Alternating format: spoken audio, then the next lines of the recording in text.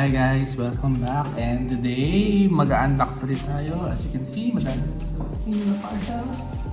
Let's start with this one. And this is unboxing number 2. Tingnan natin kung pwede natin gawin series. So, surprise kasi hindi ko alam. Basta ako yung nag-order. Hindi ko alam po. Mostly, ano pa to, mga clinic supplies. Pero yan, basta may dumating na parcel para feeling Christmas tayo lang. Yan. So this one is, I don't know. Ano to? Oh, stamper. Yeah, stamper. So ayan guys. This is for the date.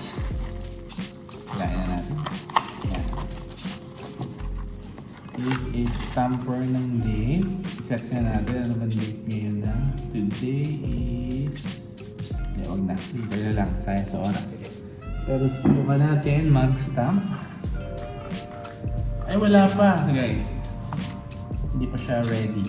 Hindi gaya nung sa product na meron na siyang ink. So, ayan. Tatanggal natin dito. Self-inking kasi ito eh. Pero yan. Ay, sorry. Paano ba ito? Basta yun guys, talagyan pa natin siya ng ink. Hindi yung kanyang ink pad. And I ordered with it itong horse black ink. Siyempre. Ayan. Patakal natin. So that's number 1. Tignan natin itong packaging. This is number 2. Wait lang guys, ipopause ko muna dahil baka mali na naman. Tama na. This is number 2.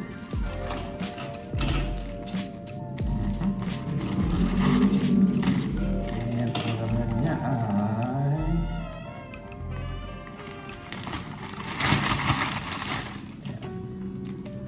These are surgical blades. Pero I remember I ordered dapat madami.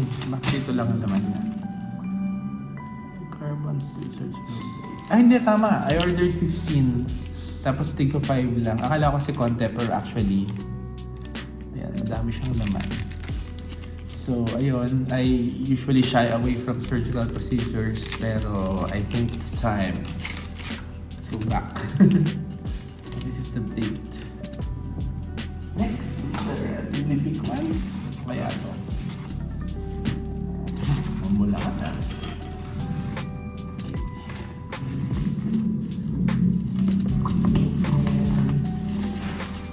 Ay, nice! So, kasi guys, di ba meron akong printer na refillable na pinagawa ko. So, it's very nice. Tulad kami nagagawa mga poster, banners, announcement. Kaso, yung pinakabit ko sa labas, pag nauulanan, kasi sira agad siya. So, isang ulan, sira agad yung mga pinabit namin mga signs. So, ayan. Nag-decide ako bumili ng laminate sword. So, alagay din dun sa in-order ko, it's the hot and cold, although I don't know what cold lamination means. Pero ito siya guys. Ayan. And, sige, silipin na natin ang usual. So, ayan, protected naman siya. Ooh, tapos it comes with 3 laminating films. Iba't ibang sizes. Subukan natin ito mamaya guys. Here it is. Very compact. Parang makabago lang. Kasi dati tanda ko yung malalaki pa itong machine eh. So, busahin na lang natin yung manual mamaya. But, laminate ko. Next is ayan to. Dahil sabay-sabay ko siya in-order, hindi ko na maalala kung anong surprise talaga. Parang Christmas. Kaya na yan. Yung mga mag-sell dyan. Oh! Walaan nyo. This is nilalagyan ng instrument. This is an instrument tray. Ayan. So, parang lang. Nagbili rin kasi ako ng parang disinfecting solution. So, pwede rin ilagay yung instruments dito. Laman na? Wala. Yun lang talaga yung laman niya. Ayan. And last but not the least is another box. Wala to. Ito na kaya yung mga instruments na madami. So, ayan. Gusto ko lang mag-comment na although happy ako sa safety ng mga products with amount of packaging, parang it's very excessive sa use of plastic. Di ba?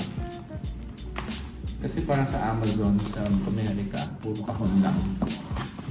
Hindi sila gumagamit ng plastic. Pero dito sa atin, kahit isang pakete lang na maliit, balot na balot ng plastic. And most of it naman, hindi mo na ma-up-use. Ang tawag dito, ma-reuse. So, parang it's up to the recycling na lang ng mga kumpanya meron man dito sa Pilipinas.